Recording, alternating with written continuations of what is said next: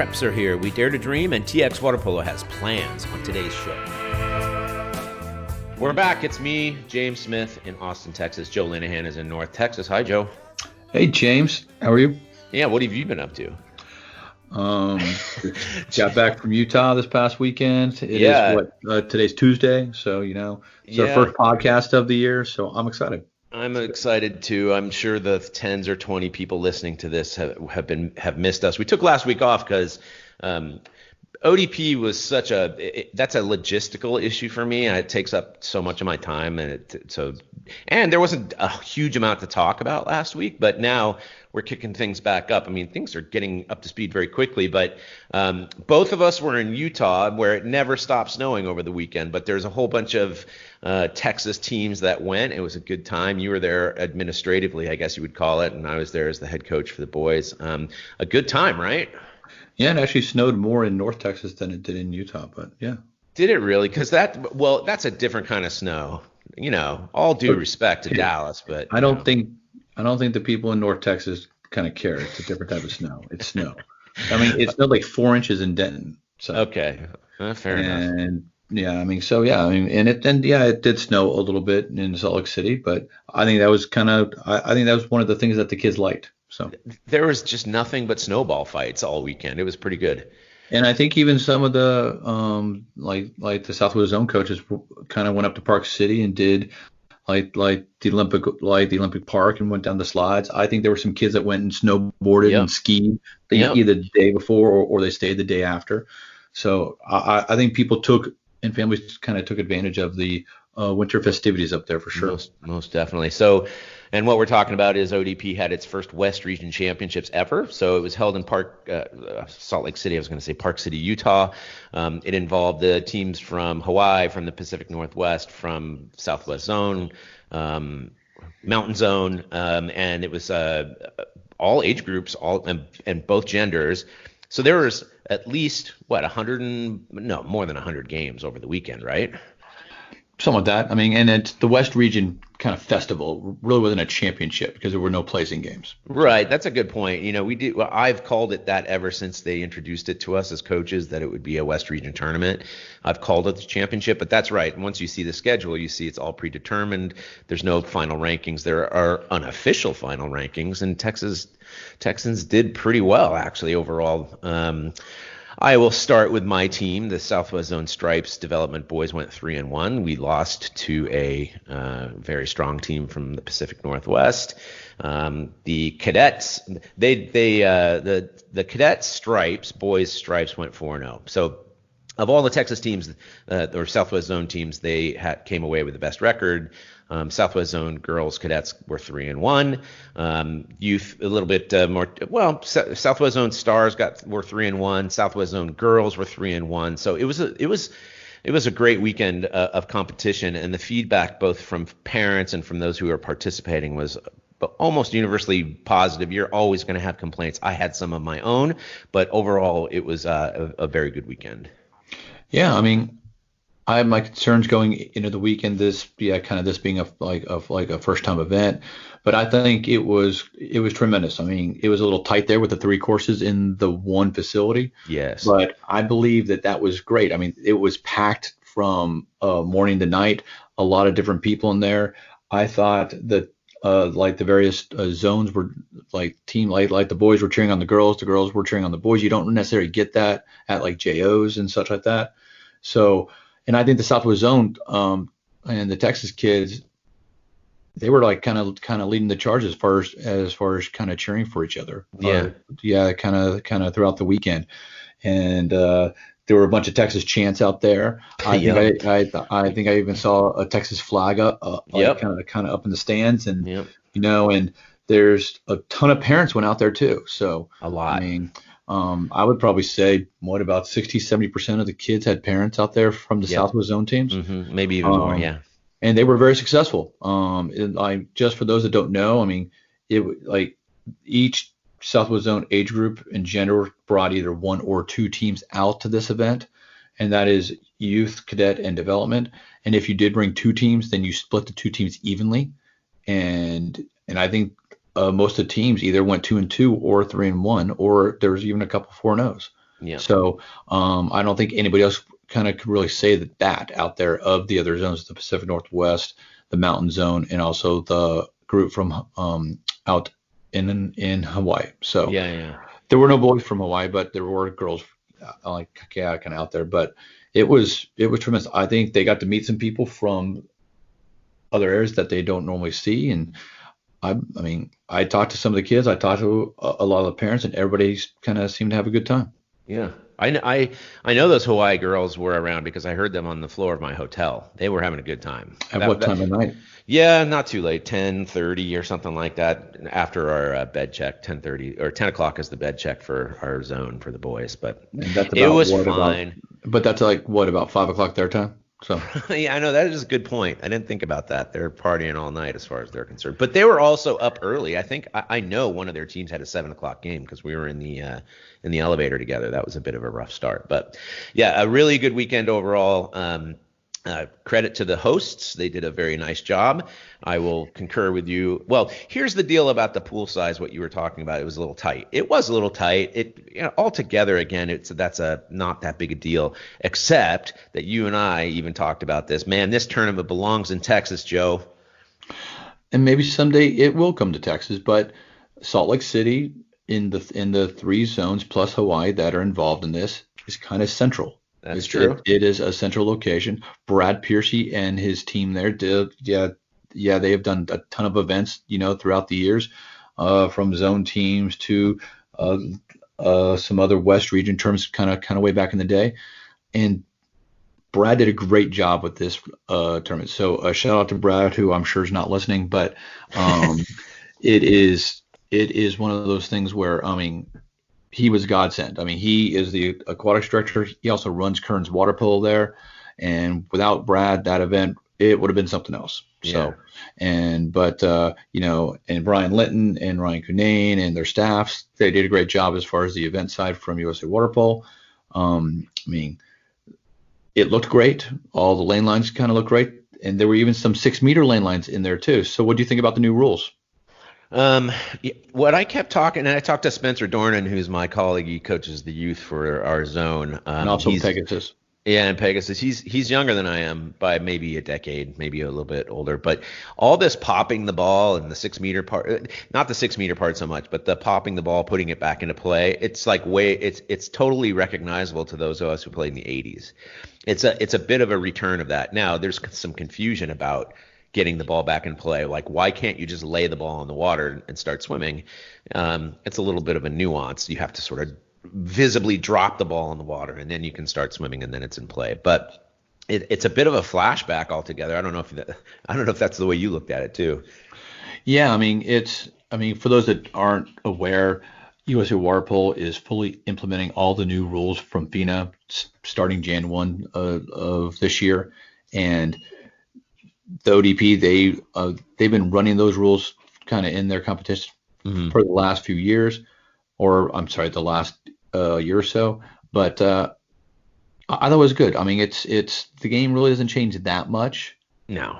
But there are some little things, and I believe the referees were instructed to be very, very tight on the rules. Yeah, no kidding. So if an athlete didn't kind of either bring the ball up and shoot, or either bring the ball up and pass right away, they were called for a turnover if they did not kind of pop the ball up in the air and back in their hand. Yeah. There is the again, I think that if the ball is just lying there on the water, and if you just swim into it, if you don't have your hand touch it and kind of let go, that's a turnover. I think that's kind of ridiculous. I also think kind of calling the delay against the goalie when there's no pressure. Exactly. These are the little interpretations that'll kind of figure themselves out by the time the summer season rolls around. So you think okay. Those seem to be like the changes that come over, the course of a year and a half or something like that. So if it was something like that could come up this summer, that would be awesome. I mean, this is I mean, they typically change rules every 3-4 years or so, and there's been some major changes in the past, and that's kind of typically what happens. Like, kind of give you an example. Technically, in the rule book, it is if you chase the goalie and foul them, you you can be charged for an exclusion. And it was called very tight. If Yeah, it sure was. a person looked at the goalie the wrong way, yeah, they were excluded. And it was eventually everybody came to a nice even keel and a proper interpretation that used common sense. Yeah. But, and that sometimes kind of takes some time. So I know. I forgive them. All right. I got to go grab a cup of coffee, so we'll take a break.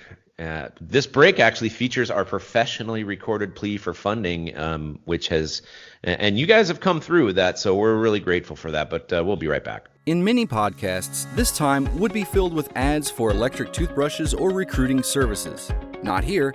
Instead, we're asking you to show your support for TXWaterpolo by donating to it.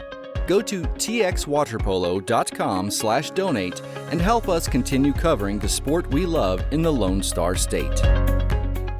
Hey, this is Mark Lawrence from Austin College, head coach of the men's and women's water polo programs and home of our Kangaroos. When I'm interested in what's going on with Texas water polo, I always listen to TXWaterpolo Podcast. It's James and Joe back after a whirlwind weekend in Salt Lake City, Utah. Now we're back on home turf.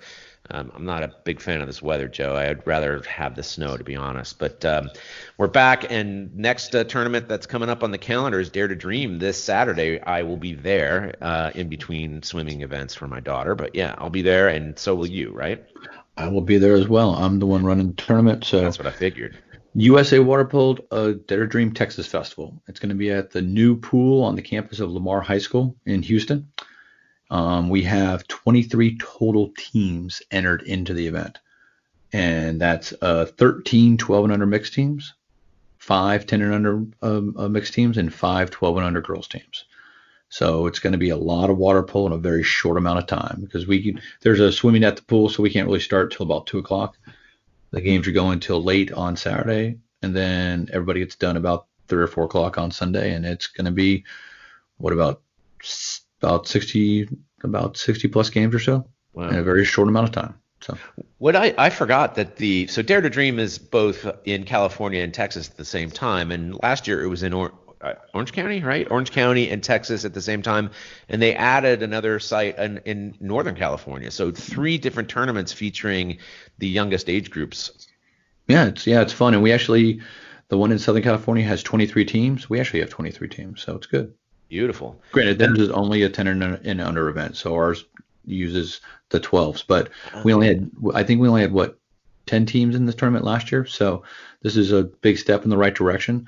And I think it's just going to keep growing and growing. It's going to be fun. The idea is specifically to address these age groups, right? I mean, that's the whole idea behind the tournament. I mean, I don't know if I'd use the term address, but I mean, it's to have a tournament that it really focuses on those age groups, because a lot of times, these big tournaments that are going on down in Houston or Austin or North Texas, you're going to have, 18s, 16s, 14s, 12s. And then, the 12s are kind of put over at the pool over here on the side, and the focus isn't necessarily on them. This tournament the focus is only on the little guys. Right. And, and then we're bringing out the 10 and under rules this weekend. So it's going to be a shorter course and smaller goals and smaller balls. It's going to be 2 12-minute running halves. The 10s are also going to play 5-on-5, which is 4 field players and 1 goalie as well. Oh, fun. Yeah, that's great. And then the 12 and under girls are going to use the same rules as the 12 and under mixed and the same courses, but they're also going to play 5-on-5 with 4 field players and 1 goalie. The reason for that is I just wanted to make it easier for teams to enter girls teams. No kidding. Because that is if there's one aspect of water polo, not just in Texas in the Southwest Zone, but across the country, it's girls water polo. Yeah. We need to get more girls water polo going, and this is just kind of one way that we're doing it here. So yeah, that's good. A lot of people don't really recognize that back in the 90s, this sport was in horrible shape. The NCAA was considering dropping it, the number of men's teams, and the NCAA was right around 40, which is I don't know if it's official, but at least an unofficial threshold for the amount of teams that you need to have NCAA sanction. So they started women's water polo, and it absolutely turned the sport around. So yeah, we should be growing that a lot more here. Yeah. So And the big thing is, like, last year we had that, like, about 10 teams, but we had probably like 6 or 7 clubs kind of represented. This right. year we have 23 teams and we have probably 11, 12 clubs represented. Yeah. This is a huge step, and teams that had some kids play with somebody else last year are entering their own teams this year. Right. So, and that's a big step, and I'm very excited because this is what we want to do, is we want to have more younger kids. If everybody has more younger kids, the older kids are going to take care of themselves. Yeah. It's just getting a critical mass of younger kids in your club that is going to help you build your club kind of for the long term. Yeah, So, and you talk to these coaches even more than I do, and the number of them who tell me about doing splash ball or some version of it, or even like swim lessons that incorporate a ball, that kind of stuff is increasing all the time. It's a good sign for the entire state because, like you said, that's going to drive growth up. I mean, the UIL decision is a big one because it's gonna it basically puts the stamp of approval on the sport in the state. But on the other end of the age spectrum, just basically focusing on these age groups is going to be a big deal too. yeah, it's huge, and the focus on the age groups, it's going to be able to get kids playing at an earlier age. Because, I mean, even in California, about 25, 30 years ago, nobody started water polo before they were a freshman in high school. Now you have athletes that are starting at 11, 12 and getting exposed to the sport. They don't have to just play water polo, but at least get exposed to the sport at the youngest age possible. That might mean that they're going to stick around with the sport for a longer time. Plus, it might just bring a better level of athlete over to the sport as well. Yeah. And that's the one thing that we've been struggling with for years and years, just getting athletes kind of interested at an early level. And I love to hear all the different stories and all the different programs that are going on out there right now. I mean, and not everything's working, but it's a bit of trial and error for the various teams out there. But it's going to work in the long run. So. Yeah. I need to talk to you someday about because you just brought up a good point. Back in the day when I was it's called Beach Swim Club in Long Beach, California, it was a swim team that had water polo, and that's why I started playing when I was 12. But you're absolutely right. Like now that I think about it, I can't think of more. Well, my swim team has a water polo program, but other than that, the swim teams just don't associate themselves directly with water polo programs like they used to. Yeah, and that's true, and that's probably true across the country. I think so. Yeah. I mean, I think that's the specialization of sport, and swimming might view water polo as a bit of a threat, but I mean, a lot of people view a lot of people within the water polo world are kind of thinking that we are competing against swimming for athletes, when in reality, I don't see that. I think we're competing against soccer and lacrosse and Pee Wee football and stuff like that, kind of for the type of athletes that we want to have in our sport. Yeah. I mean, it's like this. Okay, I ask you a question, James. So would you want to teach a team of swimmers kind of how to pass the ball and kind of how to do the X's and O's, or would you rather teach a team of basketball players how to swim? Kind of how to swim. Yeah. And then given 3 months, what team do you think could be better? It's among my favorite bar discussions to have. I'll take the latter. I want the people who know spatial relationships, how to throw a ball. I'll take lacrosse. I'll take soccer. I'll take basketball. I love those guys. They typically and girls. I should be specific. One of the best girls I ever had on a high school team was a basketball player. So yeah, I'm a big fan of that. Good. I do think you have to work on your bar talk though, because if you're talking about youth water polo at the bar, I think you have other issues, but that's okay. Well, and I don't go to bars very often, so there you go. There you go. But but no, I mean, this weekend's going to be exciting. And thank you to Viper Pitching for hosting. Scott Slay and Rudy Thomas and their crew down there are going to do a great job. They even bought a big, huge inflatable 10 and under course. That kind of fits perfectly in their diving well there, and it's from the sidelines. You get the goals. It's everything incorporated into one big unit. It's going to be awesome. I think I've seen those on YouTube, but now I'm looking forward to seeing that actually in use. That's really cool. And then the 10Us are going to have these little tiny balls that we're going to use. I mean, it's going to be. I mean, it is a festival type kind of atmosphere. It's not going to be a championship type setting. So everybody has 4 scheduled games and playing different teams, kind of not from their area. So I'm kind of really excited to see how the games have out. And the kids get to meet up on each other. It's going to be a lot of fun. So cool. And I want to see the new pool. I'm always jealous of when they build a new pool. So. Mm-hmm. Yeah, on the other end of the age spectrum, spin lob. I think you even mentioned the schedule is either done or close to finished for that big tournament. And if we've got 10 and unders and 12 and unders on one side, then we've got all these old geezers on the other side. So what can you tell us about any progress we've made with that? Oh, yeah, the spin lob tournament's coming up February 1 and 2 at the UT Swim Center in Austin. It's going to have 20 men's teams and 10 women's teams. All men's and women's teams. There's no youth teams at all. I think on the men's side, like you have teams from Nyack and O Club, Alumni and Newport. On the women's side, it's Nyack and O Club, LA Athletic Club and Dallas, who have all had strong women's teams and men's teams. So it's going to be very competitive up and down the line. I mean, there's other events that are going on in the zone too. I think some teams are finishing up January kind of with some game days. In both Houston and North Texas. Right. There's the Cowtown Stampede, I think, on February 8th and 9th, up in South Lake, and then that's for the age group kids. And then we have in late February, there's going to be the Thunder Spring Invite for the 8th grade and 6th grade and under kids. That's after the high school season gets started. Right. That's also the same weekend as where you'll be out in nationals in late February. So right. for the ODP nationals. So. Correct. The ODP national championships. What was I going to say? I'm getting feedback from parents about like, well, what is this all about? Why are these tournaments in the spring, so dedicated to these younger age groups? And it is really almost treated like a middle school season, which I think is fantastic. I love that.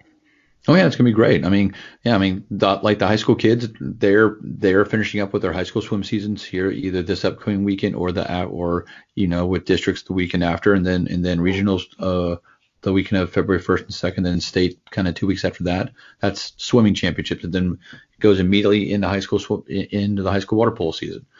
So yeah, I mean, I think we've done a very good job here where it's like the clubs. They might practice with their older kids, but they don't really compete because there's really no time for them to compete because a lot of these high school kids are playing every weekend in games during the week. Yep. And that's throughout the state. So there's like 3 or 4 different tournaments during the springtime that are kind of focused on the 8th grade and 6th grade and 4th grade and under kids, which is needed. It's just an opportunity to kind of focus on them in club water polo. The high school kids have their season. This is an opportunity to have a middle school season, and then it ends with tags at the end of April. So, which is the Texas Age Group State Championships, which is the 8th grade, 6th grade, and under state champs. So yeah, it's so cool. When that came out, it hasn't been around for that long, right? The tag swimming has been around for a long time. I thought that was such a great idea because it's that middle school championship, Tags water polo first started in fall of 2007. Okay, over 10 years. I didn't know that. Yeah, did you start it? I did. Of course you did. Long time ago. Didn't even need to ask. Long time ago. Okay, Joe, we have to do one more break. Double team. Deflection. Ball's loose. Youstra. Ball game. Hey, this is Jesse Smith, recent Pan Am gold medalist. I was just checking out Texas Water Polo from the TXWaterpolo Podcast. Also, you can check out their website. You can follow me at GoSmith now. Thanks, guys.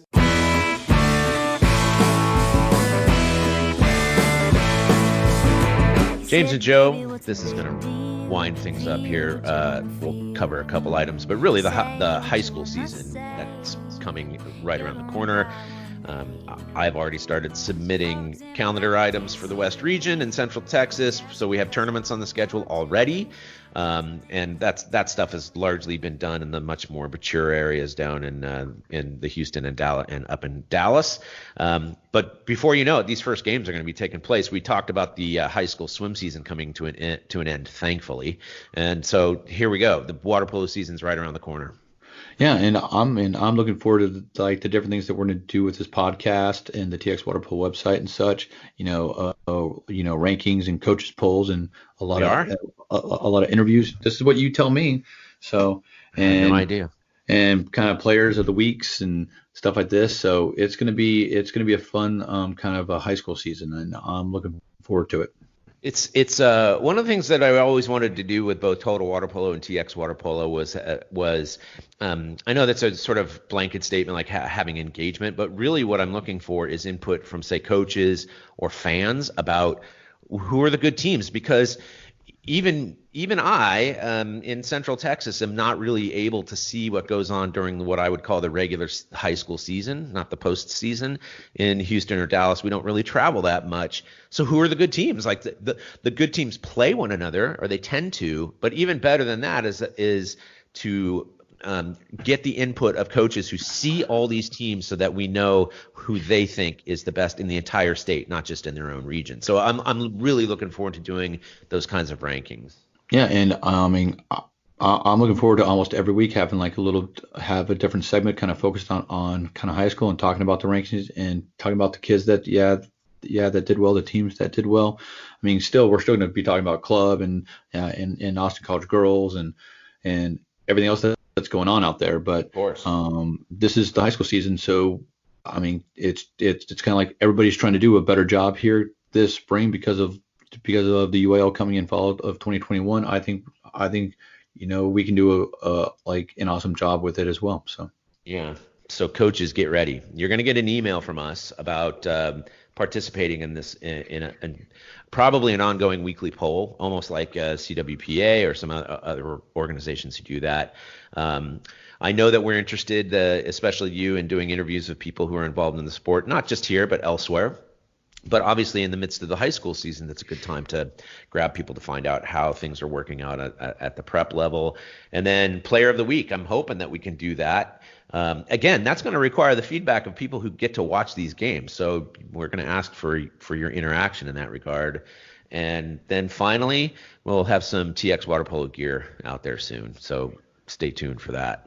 And maybe even a couple games streamed here or there too. So yeah, so we sort of buried the lead. There's nothing finalized about it, but it is entirely possible that we'll be streaming from some of the big tournaments this coming year. So I'm petrified and excited by that idea. It's something that we've wanted to try. Both you and I have done podcasts before. I did mine with Greg Meskel when USA Water Polo came to Louisville a couple of years ago. It was really fun, but it was nerve-wracking because I actually feel like I need to do a little bit of research before I do that. And I was really lucky to find a coach who shall remain nameless to tell me about all the other teams that the United States is playing. But yeah, this kind of thing where I actually have to have notes in front of me, that makes me nervous. Well, that's all good. And we obviously show everybody that we do this without notes. So there you go. So clearly, obviously.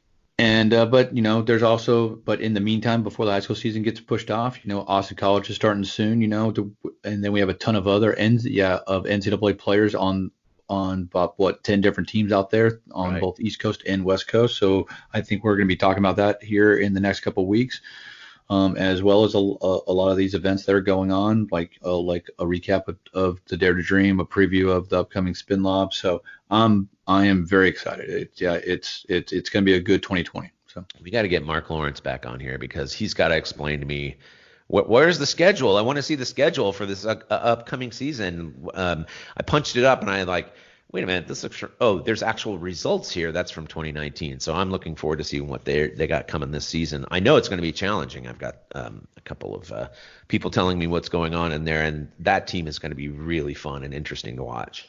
Of course, yeah. It's all going to be fun. So all right, we wrapped another one up. It's hard to believe that we actually still do this nonsense, but so far we've gotten good enough feedback that we'll just keep churning them out. So welcome back to Texas, Joe. Thank you, and I'll see you this weekend, James. All right, very good. That's all for us. Go to TXWaterpolo.com to listen to us, to find us on social media, to leave comments. And but for today, we're done. And thanks to all of you for listening and telling a friend about TX Water Polo Podcast. Until next week, so long from Austin.